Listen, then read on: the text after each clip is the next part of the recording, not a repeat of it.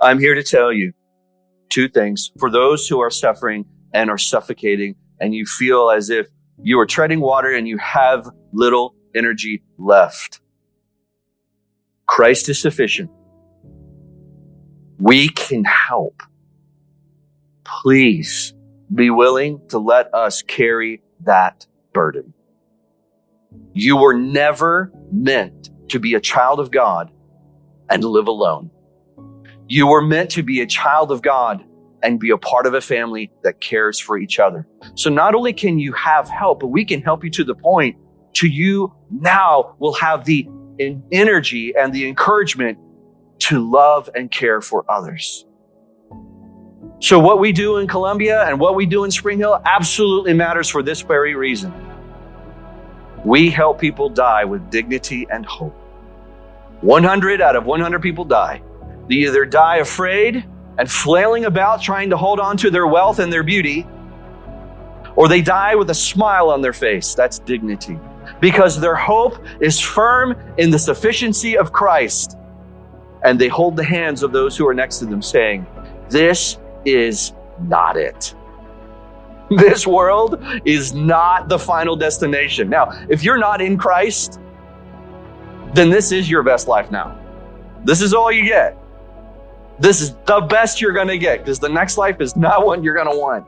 But for us who are in Christ, this is not it. This is why we have hope. It's not hope for healing now. The world is cursed. The curse must be relieved. Paul says in Romans that the whole world is groaning, waiting for the curse to be removed. We groan with it. This is where our hope is.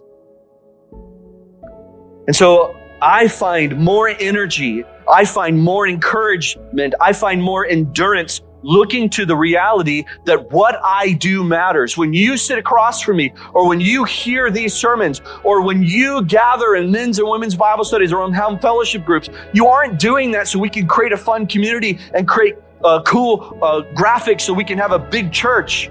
I don't care how big this church is. I want people to find hope. And if God brings us 10 or 10,000, it doesn't matter. We want to find a place to give them hope. And if that's what you want to be a part of, you want to have this hope of the sufficiency of Christ, and you want to share the sufficiency of Christ, and you want to do it with a bunch of people who are super wacky, weird, and got a lot of weird scars, if that's you, we're not real pretty people here. We may look it on the outside, but we all know what's going on the inside. Then come join us. Be a part of this. Struggle together. Wake up tomorrow with actual meaning for your life. We've all been disappointed by our dreams being crashed.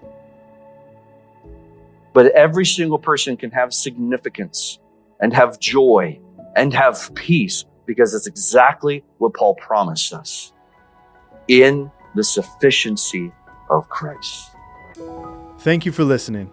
Today's reminder is from John Moffitt, pastor of Grace Reformed Church in Spring Hill, Tennessee. Everyday Grace is a listener-supported podcast. If you would like to help support our ministry, please visit theocast.org/give.